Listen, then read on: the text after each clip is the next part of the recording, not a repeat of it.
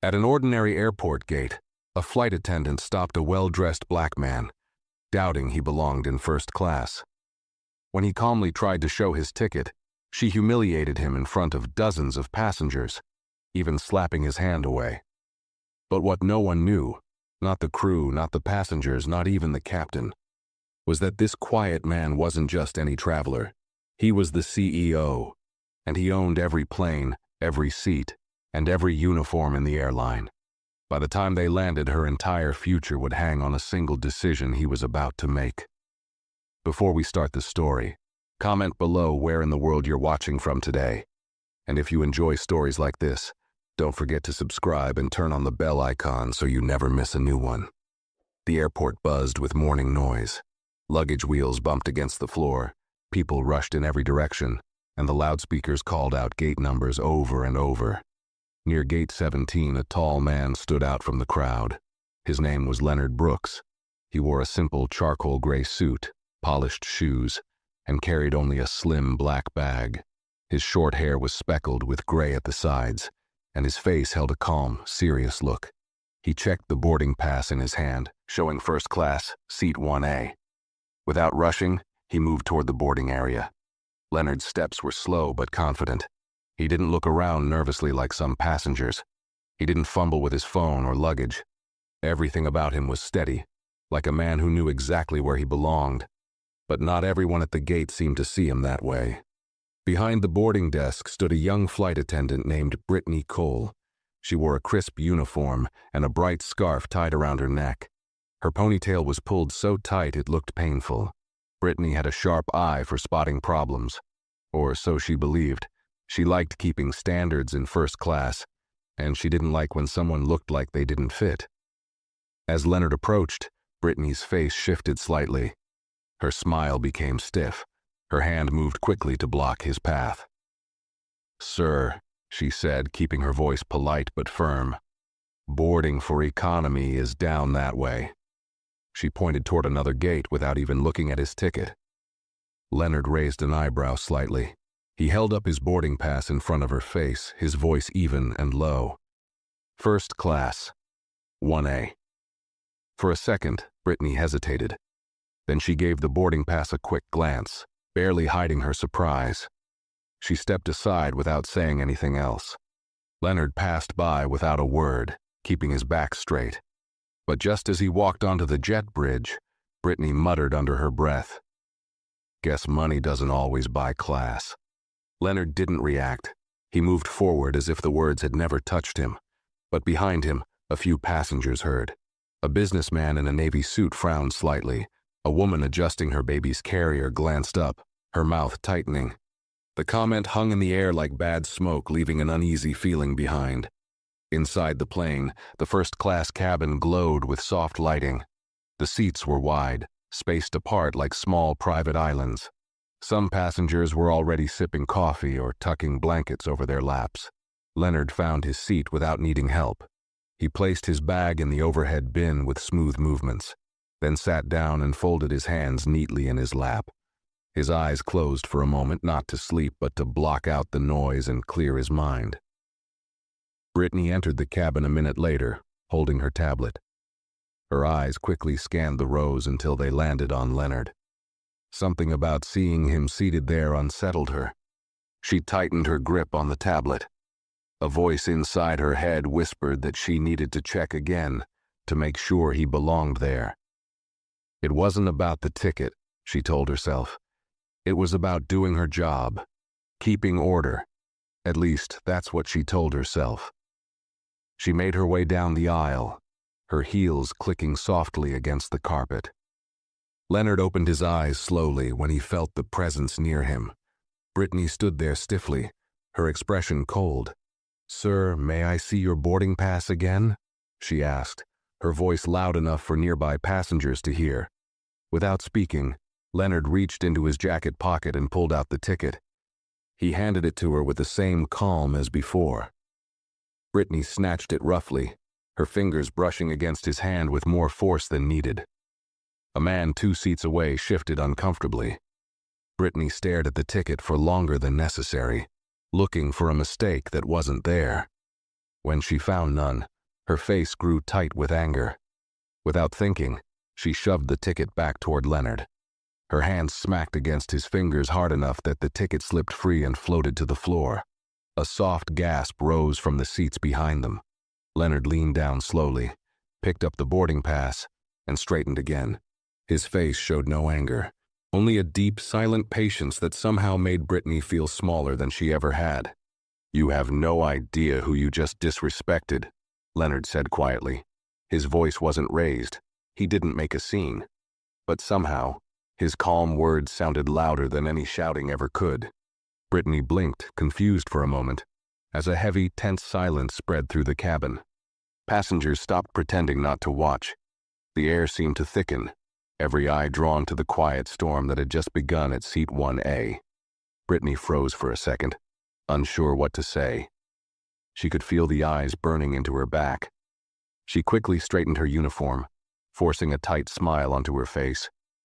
"My apologies, sir," she said in a voice that sounded thin and false. "Just following standard checks." But even she knew her words didn't carry any real weight anymore. Leonard did not respond. He simply returned the boarding pass into his jacket pocket and turned his head away, as if Brittany no longer existed. The way he dismissed her without even raising his voice hit harder than any shouting could have. Brittany felt her cheeks burning, and for the first time that morning, a small crack appeared in her perfect professional mask. Trying to shake off the uncomfortable feeling, Brittany turned and hurried toward the galley at the front of the plane. She pulled the curtain shut behind her, pretending to check her tablet but really just needing a moment to catch her breath. She told herself it wasn't a big deal, just a misunderstanding, just another difficult passenger. She had handled worse, hadn't she? In the cabin, Leonard sat still. He glanced out of the window, watching the ground crew loading bags below. His face stayed calm, but inside, a storm was already gathering. He had seen this treatment before, too many times. Different faces, different uniforms, but the same attitude hiding behind fake smiles. He wasn't surprised. He was simply waiting. As the final passengers boarded, another flight attendant entered first class. Her name was Heather Blake. She was older than Brittany, with soft brown hair pinned neatly back and kind lines around her eyes. Heather immediately sensed the tension hanging in the cabin. Her gaze swept the room, landing briefly on Leonard.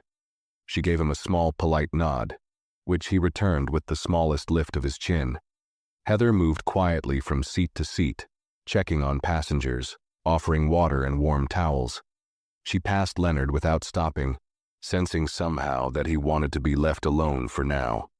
Across the cabin, Brittany stayed near the galley, pretending to study the safety checklist. But no amount of pretending could erase the feeling growing inside her, the feeling that something was wrong. The way Leonard had looked at her wasn't angry or rude. It was worse. It was a warning she had not yet understood. At that moment, the intercom crackled, and the captain's voice filled the cabin. "Ladies and gentlemen, welcome aboard Flight 727 with direct service to Atlanta. We are just finishing our final checks and should be pushing back shortly." Passengers relaxed into their seats. Some closed their eyes. Some pulled out books. The tension seemed to ease. For them, but not for Brittany. She stood rigid behind the galley curtain, tablet clutched tightly in her hands, heart beating a little faster than before.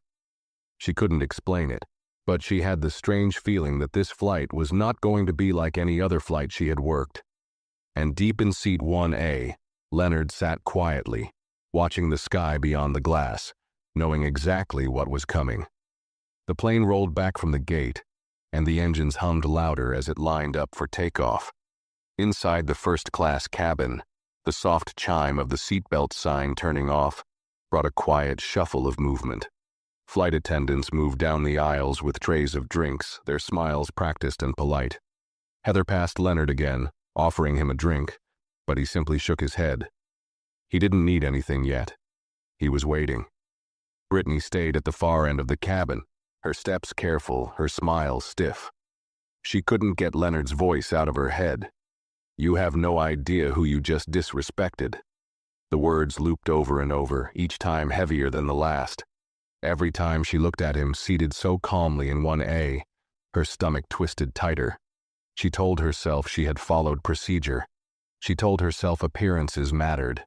But none of her usual excuses seemed strong enough now. Across the aisle, a businessman in a crisp blue suit opened his laptop. He glanced toward Leonard more than once, sensing that something had happened. Near the window, a middle-aged woman sipped wine and pretended to read a magazine, though her eyes kept flickering up from the pages. The cabin buzzed with unspoken tension, like a room where everyone felt a storm coming but no one dared speak of it. Leonard sat quietly, hands folded in his lap, his eyes half closed. But inside he measured every move, every glance, every silence. He had spent years in rooms where he wasn't expected to belong. Airports, meetings, boardrooms. It was all the same. He had built something bigger than most could imagine. Yet small minds could only see his skin, his clothes, his quietness. Today would be no different. Except today, the consequences would not be hidden. After a while, Brittany made herself walk down the aisle again. Her heart hammered against her ribs as she neared Leonard's seat. She glanced at him quickly, pretending she wasn't nervous, pretending she wasn't still defending herself in her own mind. "Would you like a drink, sir?" she asked, her voice almost robotic. Leonard looked up at her, his eyes calm but sharp. "No, thank you," he said, his tone polite but heavy, making even those 3 words feel like a warning. Brittany nodded quickly and moved on, her hand shaking slightly as she pushed the service cart forward. In the galley, she leaned against the wall for a second, breathing hard. She wiped her palms on the sides of her skirt, trying to calm herself. This wasn't supposed to happen. First class was supposed to be smooth, easy, predictable. But somehow one mistake, one assumption, was now standing in the middle of her perfect flight, and she didn't know how to fix it. She didn't know that it was already too late. The flight settled into a steady rhythm as the plane leveled out high above the clouds. Trays clattered softly, cups were filled, and the faint scent of coffee drifted through the air. But the uneasy feeling in the first-class cabin never went away. Leonard sat still, his hands resting lightly on the armrests, his face unreadable. From time to time, passengers glanced his way, sensing something different about him, something they couldn't quite name. Near the front, Brittany kept glancing at her tablet, pretending to check service lists. Her mind raced, running over every second of the boarding process, trying to convince herself she hadn't done anything wrong. Maybe he was just another unhappy passenger. Maybe he would cool off. Maybe by the time they landed, it would all be forgotten. But deep down, Brittany knew she had crossed a line that couldn't be undone. Halfway through the flight, a man in a dark suit came quietly down the aisle. He wasn't part of the regular crew. His suit was sharper, his shoes shinier.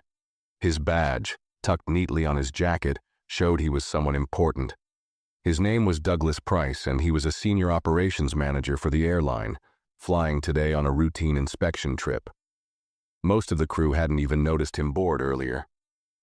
Douglas paused near first class, scanning the cabin with careful eyes.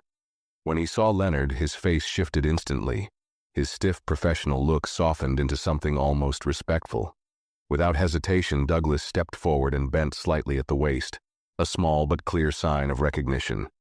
"Good afternoon, sir," Douglas said in a low voice. "Please let me know if there's anything you need." Leonard nodded once, acknowledging him. The exchange was short, but for those paying attention, it spoke volumes. Brittany, standing near the galley, watched the scene with confusion tightening in her chest. Why would a senior manager show that kind of respect to a passenger? Her mind raced, piecing together things she didn't understand. Douglas moved away after a moment, leaving Leonard in silence once again.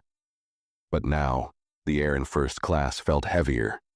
Brittany felt it pressing against her, and so did a few of the passengers sitting nearby. The quiet glances toward Leonard grew more curious, more cautious. Something wasn't normal here. Brittany gripped the back of a seat, her knuckles turning white. She tried to steady herself, but her legs felt shaky. Part of her wanted to hide in the galley and wait for the flight to end. Another part, the stubborn part, refused to believe she had done anything serious. It was just a misunderstanding, she told herself again. clinging to the thought like a lifeline. But deep inside, fear was already starting to bloom. The plane continued slicing through the clouds, steady and smooth, but the tension inside the cabin only thickened. Brittany adjusted the collar of her uniform, feeling sweat at the back of her neck. She tried to keep busy, refilling glasses and straightening headrests, but her mind wasn't with her hands anymore. Every few minutes, her eyes flickered back to seat 1A, where Leonard remained as still as a mountain. Passengers around Leonard seemed to sense the weight too. The businessman across the aisle closed his laptop without finishing his email. The woman with the magazine hadn't turned a page in 10 minutes. Even the young couple near the front, who'd been giggling over a movie, now sat more quietly, sneaking glances toward Leonard and then toward Brittany. Brittany hated the feeling. She wasn't used to being watched.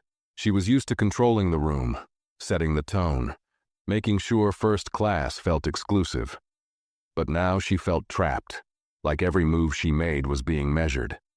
She moved faster, trying to stay ahead of her thoughts, but they chased her down the narrow aisles like shadows she couldn't outrun.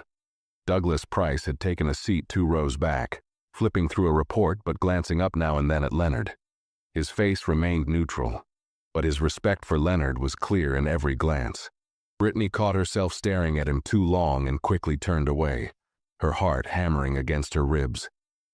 At the front of the cabin, Heather noticed the growing tension. She whispered quietly to Brittany as they passed each other in the aisle. "Everything all right?" Brittany forced a smile so tight it hurt. "Fine, just first flight nerves," she whispered back, brushing past quickly before Heather could ask more. But Heather wasn't convinced. She had been working flights long enough to know when something wasn't right. And whatever was happening here, it wasn't normal turbulence. Another hour passed. Drinks were served, trays cleared, lights dimmed slightly for the afternoon flight. It should have felt peaceful. It didn't. Every step Brittany took past seat 1A felt heavier, like she was walking through water. She didn't dare make eye contact with Leonard anymore.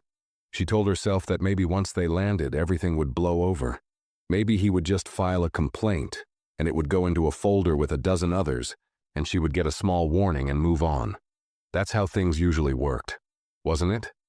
But deep down, a colder voice whispered something she didn't want to hear. This isn't going to be just a complaint. Just before the descent announcement, the curtain to the first-class galley pulled back sharply. Brittany jumped slightly. Douglas Price stood there, his expression serious now. "Miss Cole," he said, his voice low but firm. She straightened her shoulders, instinct taking over. "Yes, sir." "I need you to prepare for a passenger announcement," Douglas said. "We'll be making it shortly before landing." Brittany blinked. That was strange. Flight announcements didn't usually involve first-class passengers directly. Before she could ask anything, Douglas added, "And after that, you'll be expected to come forward." Her mouth opened, then closed. She couldn't find the words. Douglas didn't explain further. He simply gave a short nod and disappeared behind the curtain again. Brittany stood frozen in place, clutching the service cart like it might anchor her.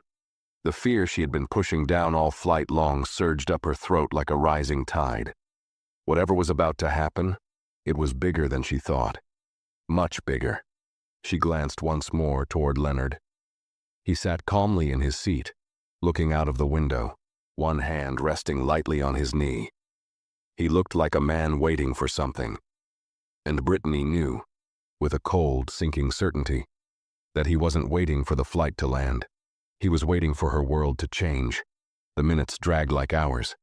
Every second felt stretched thin, like the whole cabin was holding its breath.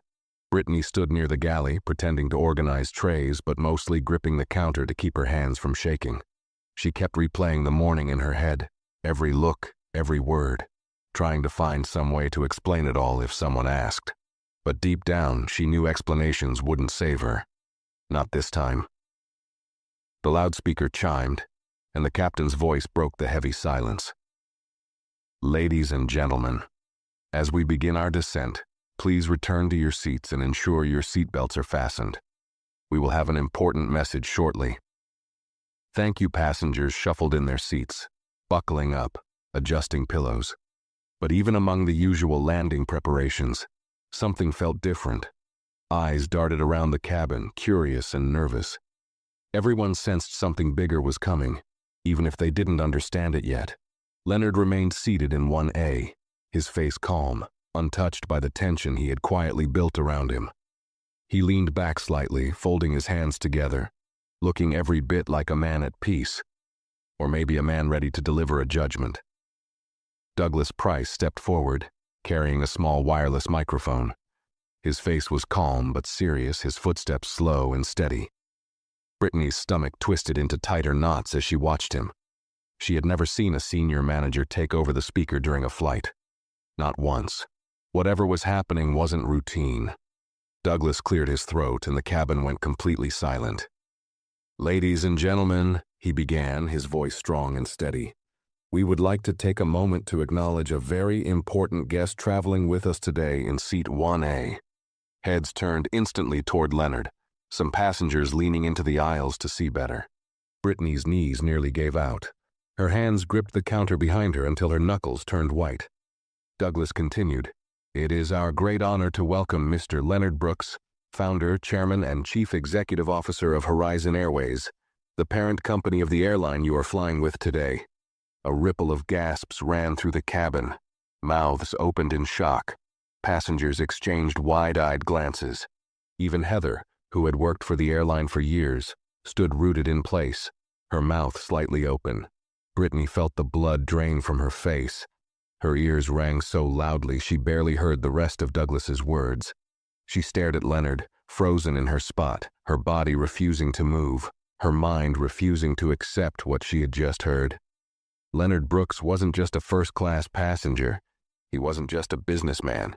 He was the owner of the entire airline, the man whose name she had seen 100 times on company newsletters, plaques in training rooms, photos at award ceremonies. The man she had brushed aside without a second thought. The man she had doubted, disrespected, shoved aside like he didn't belong. Douglas handed the microphone to Leonard with a respectful nod. Leonard stood up slowly, towering above the stunned cabin. His movements were smooth, measured, full of quiet authority. He looked out at the passengers, at the crew, his gaze sharp, but not cruel. He raised the microphone to his mouth, and in a voice that was calm and powerful at the same time, he spoke. "It's important to remember something. Respect is not worn on the outside. It's not stitched into a jacket or pinned to a name badge. It's in how we treat people when we think no one is watching." A deep silence filled the cabin. Passengers listened without blinking. Brittany stood behind the curtain, unable to move, feeling every word slice through her. Leonard's eyes scanned the cabin, landing briefly, pointedly, on Brittany, even though he said nothing more about her directly. The look was enough. It was a mirror, forcing her to see herself as she really was, not the version she had always believed. Leonard handed the microphone back to Douglas with a quiet thank you. Then he sat down again, crossing one leg calmly over the other, as if he had never been disturbed in the first place. The silence in the cabin stretched long after the announcement ended. It wasn't the silence of boredom. It was the heavy, thick silence of people seeing something they could not forget. Brittany stood there, frozen, feeling as if the floor beneath her feet had disappeared completely. The wheels of the plane touched down with a soft thud, and a collective breath seemed to escape the cabin. But the relief of landing was not enough to erase the tension that hung like thick smoke in the air. The passengers remained unusually quiet, stealing glances at Leonard Brooks, who sat with the same calm dignity he had held from the beginning. As the plane taxied to the gate, the flight attendants moved through the final motions of securing the cabin. Heather moved quietly and professionally, but her eyes often drifted toward Brittany, who stood stiffly by the galley, her hands clasped so tightly behind her back they trembled. Heather didn't ask any questions. She could see enough in Brittany's pale face and lowered eyes. Brittany wanted to disappear. Every second stretched painfully long. Her throat was dry. Her heart thumped loudly in her ears. She couldn't believe how badly things had spiraled out of control. She had made assumptions without thinking. She had acted with arrogance without even realizing it at the time. And now, She had disrespected not just any passenger, but the man who literally owned the airline she worked for. The plane finally came to a stop at the gate. The familiar sound of the seatbelt sign turning off clicked through the cabin. But still, no one rushed to their feet. It was as if the normal rhythm of travel had been suspended, held back by the unseen weight pressing down on them. Then Douglas appeared at the front of the cabin once again. His face was even more serious now. He held a small folder in his hand, and when he spoke, his voice was low but carried a tone that demanded attention. "Miss Cole," he said, addressing Brittany without needing to raise his voice, "please step forward." The words struck her like a blow. She hesitated for half a second, but then her feet moved on their own. She walked stiffly down the aisle, her head down, feeling every pair of eyes follow her. The walk from the galley to the front of the plane felt longer than any walk she had ever taken in her life. She stopped near the first row, standing awkwardly beside Douglas, wishing she could shrink into nothing. Leonard remained seated, his eyes on her, calm but unreadable. Douglas cleared his throat.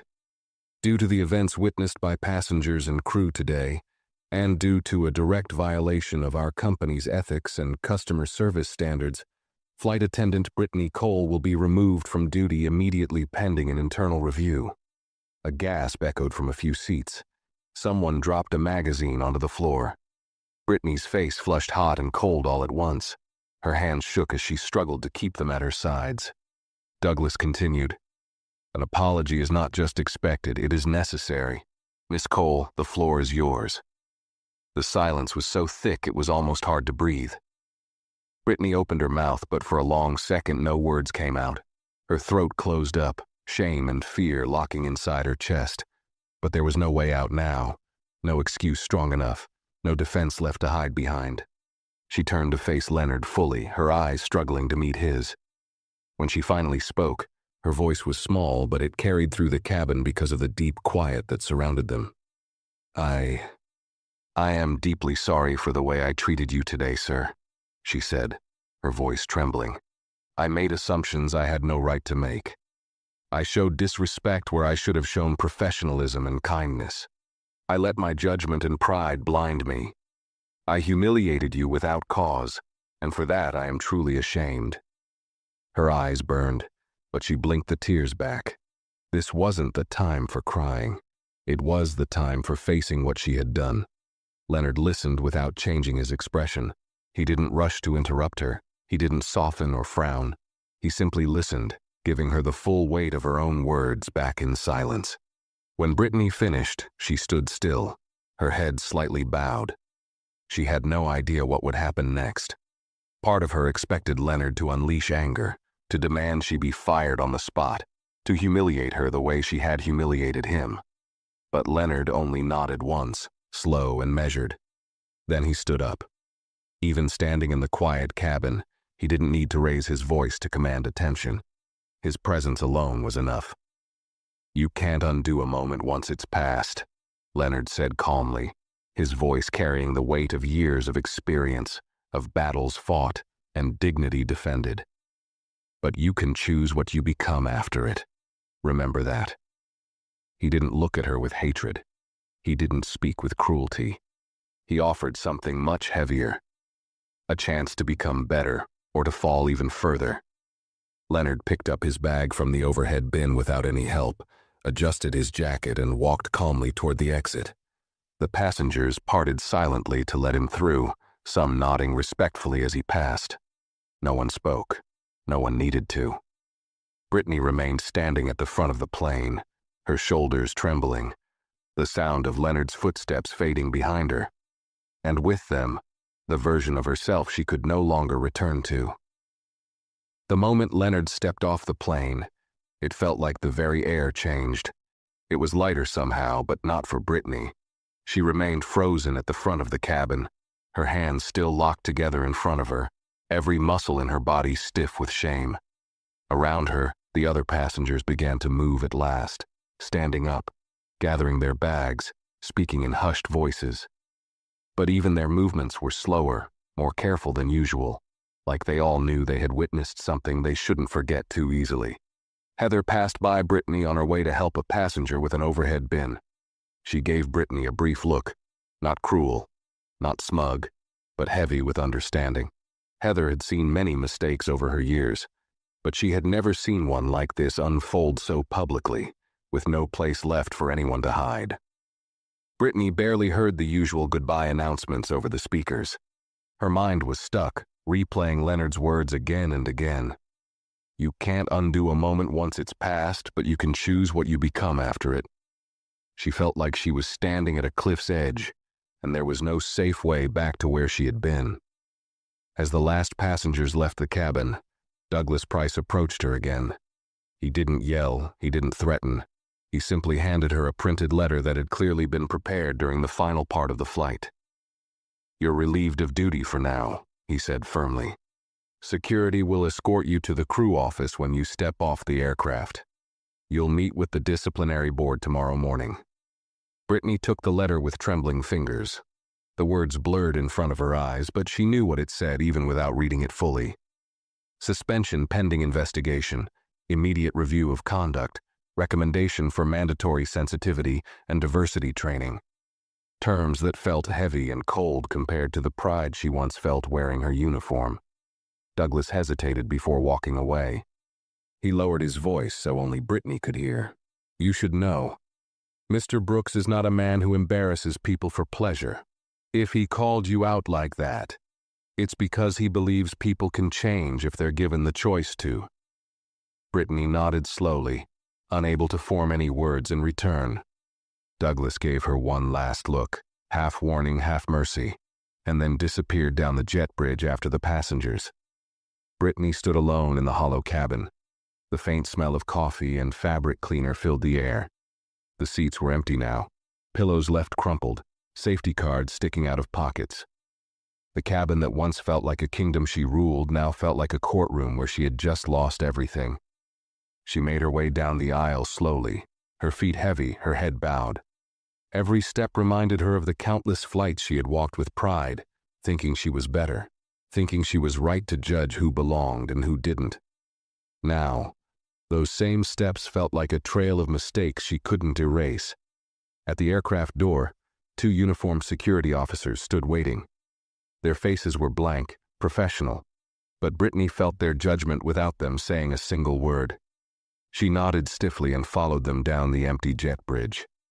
As she walked, she caught a glimpse through the wide airport windows.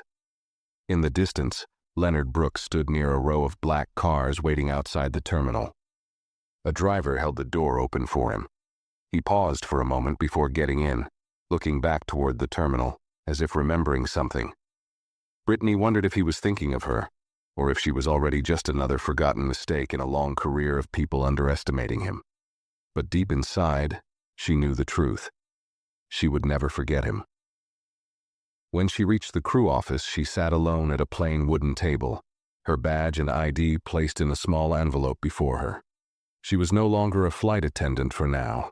She was just Brittany Cole, a woman who had to sit in the silence she had created, face the reflection she had avoided for too long, and decide what kind of person she was going to become. Outside the room, airport announcements echoed through the halls.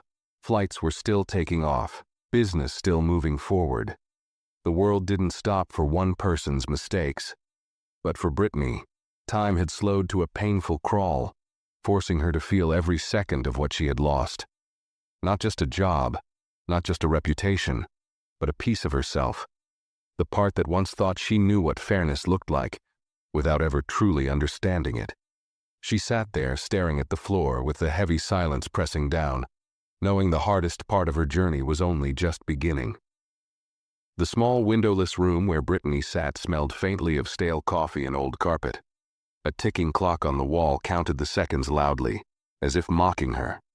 She stared at the plain table in front of her, the envelope containing her badge and ID looking like a funeral for her career. She folded her hands tightly in her lap, trying to keep them from trembling, but the cold air inside the room made the effort useless. Hours seemed to pass, though the clock told her it was only 40 minutes. No one had come to speak with her yet. No supervisor, no counselor, no friend. Just the quiet shuffle of footsteps outside the door, as other crew members passed by without looking in. Maybe they knew what had happened already. Maybe whispers were already flying through the break rooms and hallways. Brittany Cole embarrassed the airline in front of its own owner. The shame sat heavy in her chest, thick and suffocating. She replayed every moment in her head.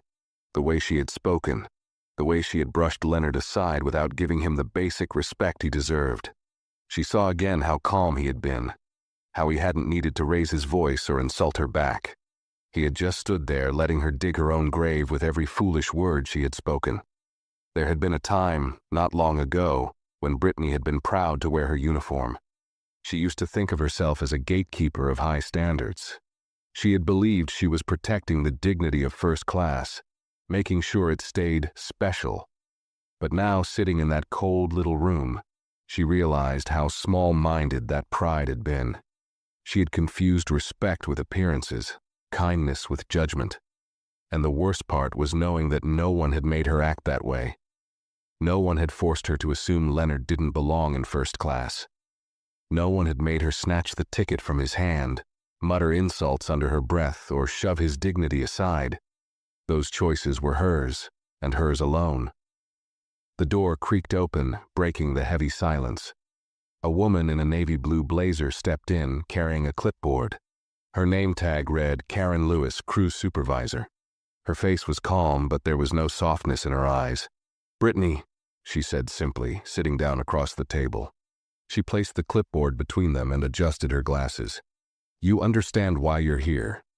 Brittany nodded once, her throat too dry to speak. Karen continued, her voice even, almost clinical. "We have reviewed the preliminary incident reports, passenger recordings, and statements from the cabin crew. A full disciplinary meeting is scheduled for tomorrow morning. Until then, your status is suspended without pay." Brittany nodded again, her head heavy. "There are two options," Karen said. "You can resign voluntarily before the meeting. It would end the review, but there would still be a permanent note in your employment record. Or you can attend the meeting, face the board, and accept their decision, whatever that may be." Brittany swallowed hard. Her mind screamed at her to quit now, to run, to hide from the shame. But another part of her, smaller but louder, said she couldn't run anymore. She had run from facing her own faults for too long. "I'll attend," Brittany said, her voice hoarse but steady. Karen studied her for a long moment, then gave a small nod of approval. "Very well. Be here at 8 sharp tomorrow morning. Wear civilian clothes. Bring no uniform items." The instructions were clear. Brittany was not a flight attendant now. She was just another employee facing consequences. Karen stood, gathering her clipboard. She hesitated at the door, looking back once. "For what it's worth," she said, her voice dropping slightly, "Mr. Brooks could have demanded your firing on the spot. No hearing, no review. Just a termination letter waiting for you when you stepped off that plane." Brittany looked up, her eyes wide. "But he didn't," Karen said. "He wanted you to be given a chance. Don't waste it." With that, Karen walked out, closing the door behind her. Brittany sat still, stunned. She had expected anger, revenge, humiliation. Instead, Leonard had chosen something harder: mercy. A mercy that didn't erase her wrongdoing but forced her to face it in the open, with no excuses left to cling to. That night, Brittany barely slept. She sat in her small apartment, staring at the dark window, the city lights blinking in the distance. Every time she closed her eyes, she saw Leonard's face, heard his words. "Respect isn't worn, it's shown." And somewhere deep inside, a painful understanding began to grow. It was not enough to apologize. It was not enough to feel sorry for herself. Real change would hurt. It would demand everything she had tried to hide from. Tomorrow, she would walk into that boardroom, not as the proud Brittany Cole who thought she knew better, but as someone stripped bare, someone who would have to rebuild from the ground up. And for the first time in her life, she understood that might be the hardest and most important flight she would ever take. The morning came far too quickly. Brittany stood in front of her closet, staring at the rows of neatly pressed uniforms she could no longer wear. For a moment, her hand hovered over the sharp navy jacket she had once put on with pride. back when she thought the uniform made her someone important. But today, that uniform would stay on the hanger. She chose a simple black blouse and gray slacks instead, her hands trembling slightly as she buttoned the cuffs. She caught her reflection in the mirror, pale, tired, older than she remembered looking just days ago. The drive to the airline's headquarters felt surreal. The streets she normally breezed through on the way to work now seemed endless, heavy with dread. Every stoplight seemed to hold her a little longer, making her heart thud painfully in her chest. She parked far from the main entrance, not wanting to face the familiar faces who might be watching, who might already know what had happened. Inside the building, the walls that once felt so familiar now seemed colder, taller. The framed pictures of smiling crews and ribbon-cutting ceremonies lined the hallway, and in the middle of many of those pictures was Leonard Brooks, smiling politely, shaking hands, standing tall. Brittany couldn't look at those photos for long. Her footsteps echoed too loudly as she walked toward the conference room where her hearing would be held. At the door, a heavy-set man with a crew cut, Mr. Donald Harris from the Human Resources Department, waited with a clipboard in hand. He gave her a curt nod and motioned her inside without a word. The room was plain, functional. A long table stretched across the center, lined with 5 serious faces. 2 supervisors, 1 HR manager, a union representative, and a senior pilot acting as a neutral observer. A recording device sat in the middle of the table, its red light blinking steadily. Brittany swallowed her fear and sat in the lone chair facing them. The HR manager, a woman with iron gray hair named Judith Spencer, leaned forward and spoke first. "Miss Cole, you are here today to respond to allegations of professional misconduct, racial bias, and violation of Horizon Airways Code of Ethics during Flight 727 from Chicago to Atlanta yesterday." The words hit hard, though Brittany had expected them. Hearing them spoken aloud made the shame burn hotter in her chest. Judith continued, her voice clinical. "You may give a statement now, or we can proceed directly to questions." Brittany hesitated only for a breath before answering. "I would like to give a statement," she said, her voice shaking slightly. The board members nodded, and the room fell silent except for the soft hum of the air conditioning. Brittany folded her hands tightly in front of her on the table, grounding herself. "I want to be clear from the beginning. I am responsible for my actions. No excuses can change what I did. I treated Mr. Brooks with disrespect, based on assumptions I made without cause. I judged him without knowing him, without giving him the basic courtesy that every passenger deserves, no matter who they are or where they sit."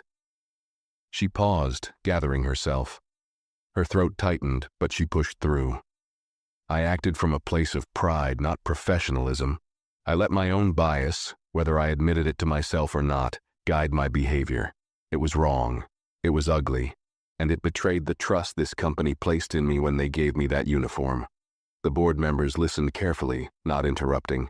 "I humiliated a man who deserved nothing but respect, not because of his title, but because he is a human being. I embarrassed myself, my team, and this company. I regret it deeply, and I accept whatever consequences come from my actions." Brittany finished speaking, her chest rising and falling with each heavy breath. The silence that followed was heavier than anything she had ever felt. She didn't beg. She didn't plead.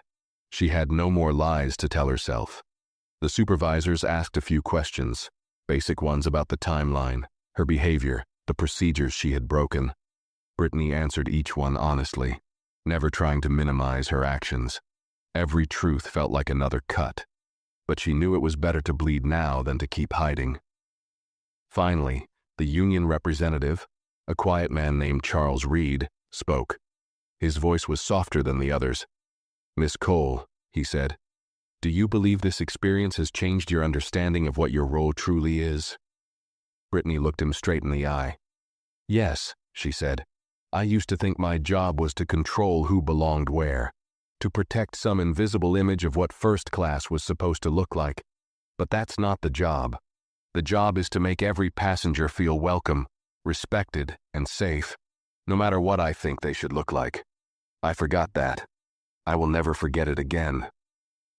Charles nodded slowly, his eyes thoughtful. Judith looked down at her papers, then back at Brittany. "Thank you, Miss Cole. The board will discuss the matter now. Please wait outside." Brittany stood up slowly, her knees weak but holding. She stepped into the empty hallway, the door closing quietly behind her. For the next 20 minutes, she sat on a hard bench staring at the blank wall across from her. She didn't pray. She didn't plead. She simply sat with herself, truly sat with who she had become for the first time in her life. When the door finally opened and they called her back inside, she stood up straight, ready to face whatever came next. Not because she expected mercy, but because she had decided that, no matter what happened, this would be the day she began to change. Whether they gave her a second chance or not, she would never again be the woman who boarded Flight 727 2 days ago. And for the first time in a long time, Brittany understood that losing her old life might be the only way to truly find a better one. The board members sat with a new seriousness when Brittany returned to the room. The clipboard Judith held was filled with notes, and the recording light blinked steadily on the table. Brittany stood quietly in front of them, her hands loosely at her sides, no longer gripping herself for strength. If strength came now, it would have to come from within. Judith cleared her throat before speaking. "Miss Cole, after careful discussion, we have reached a decision." Brittany braced herself. She expected the words termination, discharge, dismissal. She had spent the last half hour preparing herself for the worst, knowing she deserved no less. But what came was something different, something she hadn't dared hope for.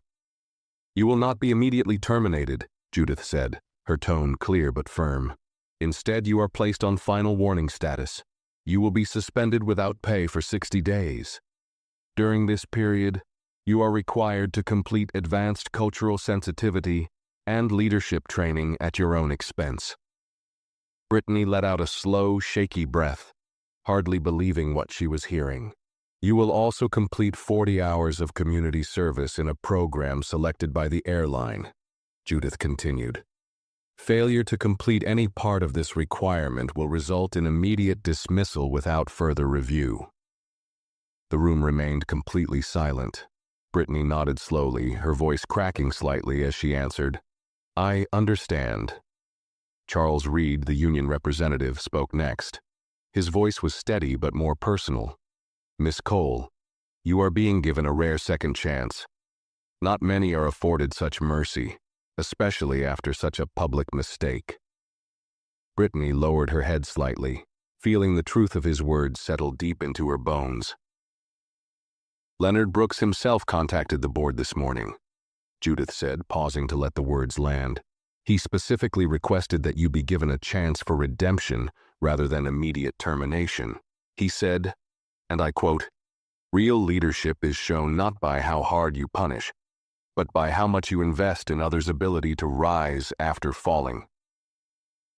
The words hit Brittany harder than any punishment could have. Leonard Brooks, the man she had wronged so deeply, had spoken for her when she had no right to ask for it. He had given her something she had not even given him at first sight: humanity. Tears filled her eyes, but she blinked them back, not wanting pity, only resolve. "You will report back in 60 days after completing all requirements for a final review before returning to active duty," Judith finished.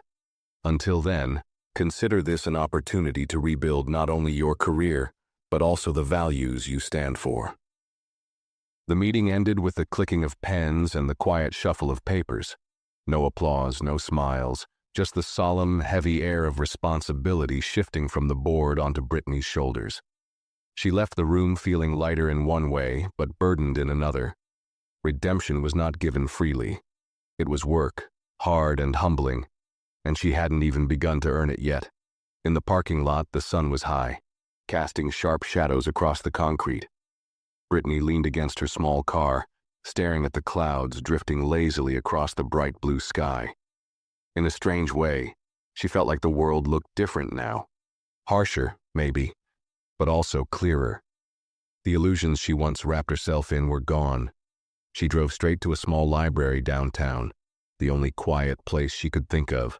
She sat at a computer, pulled up applications for community service programs, and began reading about cultural history, racial equality, and leadership ethics. Not because anyone told her to, because something inside her knew that a single class wouldn't be enough. 60 days wouldn't be enough. Change wasn't a checklist. It was a lifetime of unlearning and choosing to be better every single day. At first, every article she read felt like a slap, a painful reminder of how blind she had been. But slowly, those slaps became lessons. Every story of injustice, every piece of history she had once skimmed over, now pierced deeper. She saw herself not just in the wrong she had done to Leonard Brooks, but in the small daily wrongs that people like him faced all the time. Wrong looks, wrong assumptions, wrong words whispered when they thought no one would hear. Brittany realized that being good wasn't about big speeches or grand gestures. It was about 1,000 small choices when no one was watching. It would be easy to walk away, to quit, to tell herself it was too late. But Brittany had already made the easy choices too many times before. This time she would stay in the discomfort. She would do the work, and whether or not Horizon Airways ever let her put on a uniform again, she promised herself that she would never, ever forget who she had been and who she had the chance to become. The following weeks moved slowly for Brittany, each day pushing her a little further from who she used to be. Her mornings, once filled with the rush of flight schedules and crew briefings, were now spent volunteering at a local shelter that served displaced families. Her afternoons were given over to mandatory workshops, ones that forced her to sit with discomfort, to confront hard truths about prejudice, power, and the tiny daily decisions that could uplift or crush another human being. The first few days at the shelter were brutal. Brittany had expected to be uncomfortable, but she hadn't expected to be invisible. Most of the families barely acknowledged her at first, their smiles cautious, their eyes tired. Many of the people she served were Black, Hispanic, or immigrants from countries she barely knew anything about. She realized quickly that her uniform, her title, her old pride, none of it mattered here. The only thing that did was the way she showed up moment after moment. At first, she stayed quiet, afraid to say the wrong thing. She scrubbed kitchen floors, sorted through donated clothes, and carried boxes until her back ached. She thought she was doing enough by working hard. But one afternoon, a woman named Gloria, a regular volunteer with soft eyes and a sharp tongue, pulled her aside. "You work hard," Gloria said, wiping her hands on her apron. "But you're still hiding, girl." Brittany blinked, unsure what to say. "Working hard is good," Gloria said, looking straight into her. "But these people don't need another pair of hands. They need to see your heart. They need you to listen, not just serve." That night, Brittany lay awake replaying Gloria's words. For years, she had convinced herself that being efficient, being strict, meant she was doing her job well. She had measured her success by how cleanly she enforced rules, how neatly she kept order. But real service wasn't about order. It was about connection, about seeing people, truly seeing them, even when it was uncomfortable, even when it meant stepping outside of the neat little walls she had built around herself. The next day, Brittany tried differently. She didn't just serve food. She sat with a young boy and listened to him talk about the school he missed. She didn't just hand out donated clothes. She knelt on the floor next to a mother helping her daughter find a winter coat, laughing quietly when the little girl spun around, modeling it like a runway star. She didn't hide behind tasks anymore. Slowly, the walls between her and the people she was helping began to crack. A few smiles came more easily. Conversations started lasting longer. Names were remembered. One evening, near the end of her shift, a small boy with a backpack too big for his shoulders tugged on her sleeve. When she bent down, he handed her a folded piece of paper. She opened it carefully. It was a crayon drawing, crooked, colorful. And right in the center was a picture of her handing a sandwich to a line of stick figures. Over the top, in shaky letters, the boy had written, "Thank you for seeing me." Brittany's chest tightened so painfully she thought she might not be able to breathe. She realized that the boy had given her something she hadn't even known she needed. Forgiveness, yes, but also something rarer. a reminder that change was possible, that every day was a chance to rebuild trust, piece by piece, choice by choice. As the 60th day approached, Brittany completed her final workshop sessions. She sat through discussions about unconscious bias, systemic injustice, and the power of small kindnesses. She didn't just take notes for the sake of passing. She absorbed every word, letting them settle into the cracks of who she was becoming. One of her final assignments was to write a reflection on her experience. She didn't struggle with the words. They flowed easily now, raw and honest. She wrote about her arrogance, her blind spots, her painful mistakes. She wrote about Leonard Brooks, not just about what had happened on that plane, but about what he had taught her without ever raising his voice. That real power doesn't come from position or authority. Real power comes from dignity, from restraint, from the choice to offer a hand up when revenge would have been so much easier. On her final evening before her review, Brittany stood outside the airline headquarters once again. The building loomed above her, just as imposing as it had been 60 days ago, but she was different now. She didn't clutch her uniform for comfort. She didn't walk in armored with pride. She walked in carrying only herself, flawed, humbled but willing. She knew she might not get her old job back. She knew that forgiveness didn't erase consequences. But she also knew something deeper, something she had never truly understood before. Redemption wasn't something anyone could hand to her. It was something she had to build, choice by choice, day by day. And standing under the sharp white lights of the lobby, Brittany Cole decided once and for all that even if she had to build it the hard way, she would. Brittany sat once again in the familiar conference room, the long table stretched out in front of her like a road she had to walk carefully. But this time she didn't sit with trembling hands or darting eyes. She sat straight, both feet planted firmly on the floor, a folder in front of her filled with her completed coursework, service hours, and her written reflection. She wasn't here to plead. She wasn't here to beg for another chance. She was here to own who she had become. Across the table sat the same board members. Their faces were serious, but not hostile. Charles Reed, the union representative, gave her a small nod when she entered. A small but important sign that someone was rooting for her to succeed, not just to survive this moment. Judith Spencer began the meeting, her voice steady. Miss Cole, you have completed the suspension period and submitted all required documentation.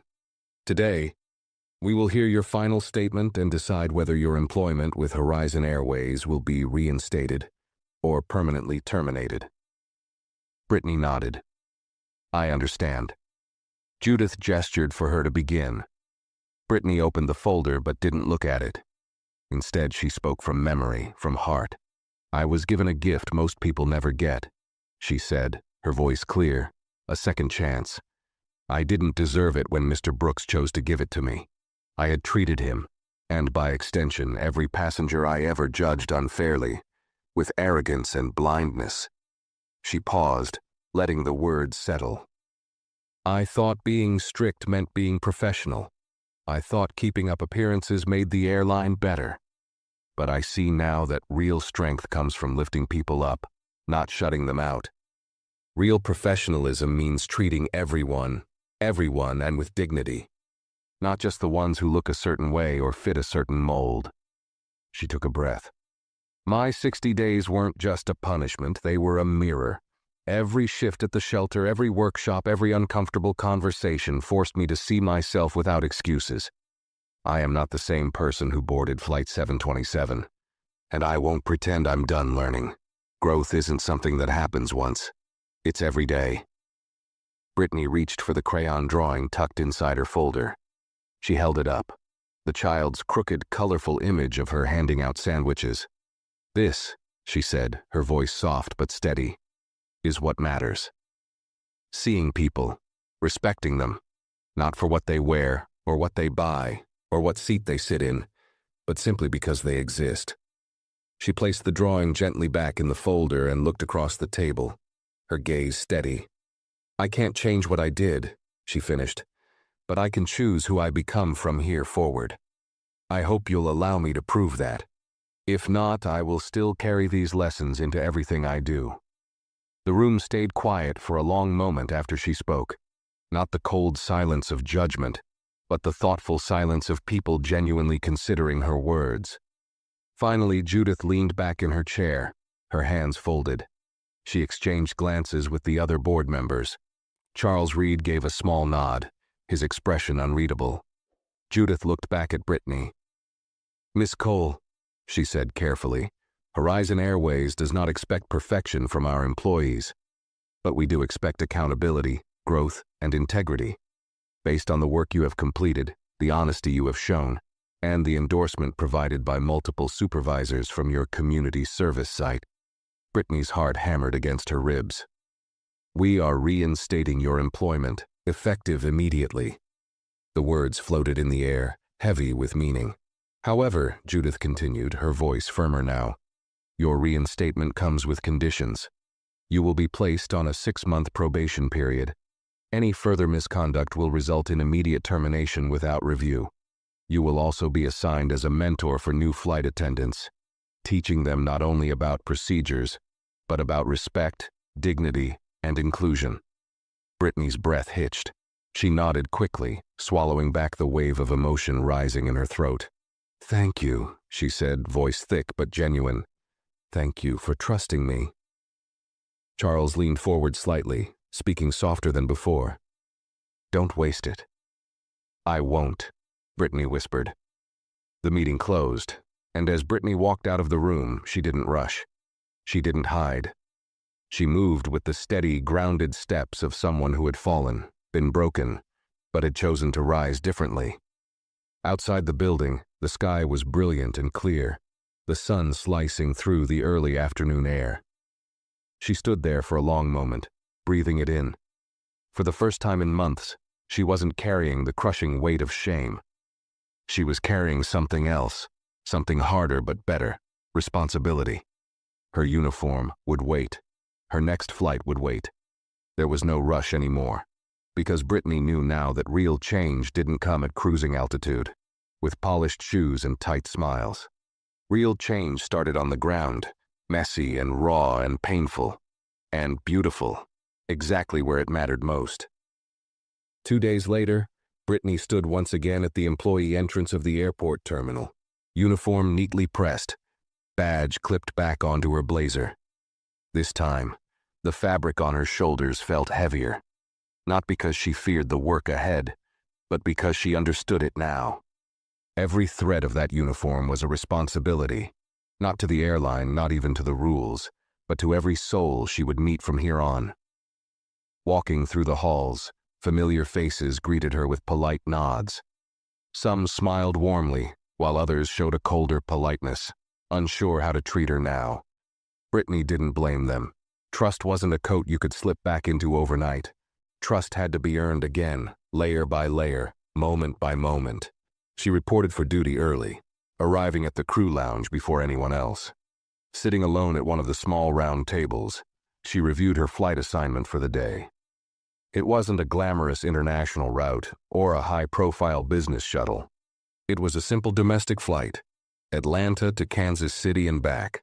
In the past, she might have felt disappointed at such an ordinary route. Now she welcomed it. Every passenger, every seat, every interaction, they were her new starting line.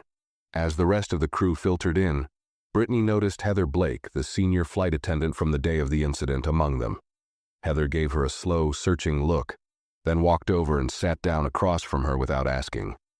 "Good to see you back," Heather said simply, no judgment in her voice. Brittany smiled softly. "Good to be back." Heather tapped her fingers lightly on the table, studying her for a moment. "Word travels fast around here," she said. "People know what happened. Some are watching you, seeing what you'll do next." "I know," Brittany said. She didn't flinch. She welcomed it. Heather leaned back slightly, her expression thoughtful. "You'll be working with the new hires today. They're green, nervous. Some will think they know it all. Others will be terrified. Be patient." "I will," Brittany promised. The boarding process began smoothly. Brittany positioned herself at the front of the plane, greeting passengers with genuine warmth. Every Good morning. Every welcome aboard was said with meaning, not out of habit. She noticed things she had never bothered to see before. The tight smile of a father traveling alone with two restless kids, the tired eyes of a woman balancing a briefcase and a stroller, the hesitation in a young man clutching his first ever plane ticket like it might disappear. She saw them now, truly saw them, and that seeing changed everything. Halfway through the boarding, one of the new hires, a young man named Ethan, approached her nervously. He held out the passenger manifest with shaking hands. "I think I made a mistake seating someone," he whispered, panic in his voice. Brittany took the manifest and scanned it quickly. A woman seated in economy was actually listed under a first-class booking. She smiled reassuringly at Ethan. "It's all right," she said softly. "We'll fix it. Mistakes happen." Together they approached the woman, apologized sincerely, and moved her to her rightful seat in first class. Brittany caught the woman's surprised but grateful smile as she settled into her proper place. Walking back to the galley, Brittany turned to Ethan. "Do you know what the most important part of our job is?" she asked. Ethan frowned slightly. "Safety?" "Safety is critical, of course," Brittany said, her tone patient. "But beyond that, respect, making sure every person on this plane feels seen, heard, and valued, no matter where they sit." Ethan nodded slowly, the words settling into him. Brittany could see it happen, the small shift, the beginning of real understanding. Later, during beverage service, Brittany caught her own reflection in the polished surface of the coffee pot. For a moment, she barely recognized herself.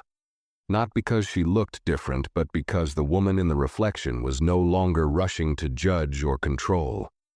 She was there to serve, not from a place of pride, but from a place of humility and strength. When the plane touched down in Kansas City, the captain made the usual landing announcement, thanking the passengers for flying with them. Brittany stood by the front door, smiling warmly as passengers filed out. Some nodded, some thanked her sincerely. One older gentleman paused before exiting. His suit was rumpled from travel, and his briefcase looked battered from years of use. He looked her directly in the eye and said, "Thank you for treating me like I mattered." Brittany's throat tightened unexpectedly. She smiled and nodded, unable to speak for a moment. After the last passenger left, and the cabin fell into quiet, Brittany leaned against the jump seat for a moment, closing her eyes. Maybe most people would forget this flight as soon as they walked into their next meeting, their next hotel room. But Brittany wouldn't forget. She would remember every face, every word, every small moment of connection. Because redemption wasn't a dramatic event. It was this, the everyday choice to do better, to be better. And for the first time in a long time, Brittany Cole was exactly where she needed to be. Not just on the plane, but within herself. The return flight to Atlanta passed under a sky tinted orange and gold by the late afternoon sun. Clouds floated like islands far below, and the hum of the engines was steady and comforting. The passengers settled in quietly, the soft clink of ice in plastic cups and the occasional page-turning of a magazine filling the cabin with a gentle rhythm. Brittany moved through the aisles with quiet purpose, checking on passengers with a genuine smile, adjusting a blanket here, offering water there. Every small act felt meaningful now. Every interaction was a reminder of how far she had traveled. Not in miles, but in understanding. She wasn't perfect. She never would be. But she was awake now in a way she hadn't been before. Midway through the flight, she paused in the galley, taking a moment to sip a glass of water. Ethan, the new hire, approached her with a grin, looking far more relaxed than he had at the beginning of the day. "You make it look easy," he said. Brittany chuckled softly. "It's not," she replied. "It's just worth it." He nodded thoughtfully and returned to his duties, leaving Brittany alone with her thoughts. She looked out the small window, watching the endless stretch of sky and the fading horizon. A thought struck her then. How small the world looked from up here. How tiny all the things that had once seemed so important now felt. Reputation, pride, appearances, all of it shrank under the vastness of the open sky. As they began their descent into Atlanta, Brittany prepared the cabin for landing. She moved through her checklist carefully, methodically, but her mind wandered back to the boy at the shelter, to the crayon drawing he had given her. She had folded that paper carefully and placed it in her locker, where it waited for her return, a simple reminder of the moment she truly began to change. The wheels touched down with a gentle bump, and the familiar skyline of Atlanta rose to greet them. Passengers stirred, gathering their belongings, stretching tired limbs. Brittany stood by the door, ready to say her goodbyes. One by one, passengers filed past her. A mother carrying a sleeping baby mouthed, "Thank you," with a tired but grateful smile. A teenager with a skateboard tucked under his arm flashed her a thumbs up. An elderly woman placed a wrinkled hand on Brittany's arm and said quietly, "You made this flight feel special." Each word, each gesture, wrapped around Brittany like a soft armor, not to shield her from judgment, but to remind her that she was doing it right this time. Not perfect, but present. Not flawless, but real. As the last passenger exited, the crew began their final checks. Heather approached Brittany at the door, her arms crossed casually. "You did good today," Heather said simply. "Thanks," Brittany replied, smiling. Heather tilted her head slightly. "You ever think about becoming a lead attendant?"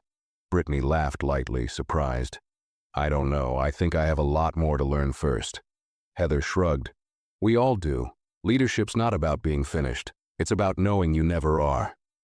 The words hit Brittany harder than Heather probably realized. She nodded, a lump forming in her throat. Later, walking through the terminal toward the employee exit, Brittany caught sight of a figure standing near a quiet corner. A tall man in a dark suit, polished but simple. He wasn't surrounded by security or assistants. He stood alone, calmly checking his watch. Leonard Brooks. Their eyes met across the distance.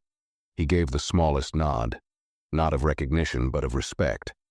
Brittany stopped uncertain for a moment, then gathered herself and walked toward him. "Mr. Brooks," she said, her voice steady. "Miss Cole," he replied, his tone even.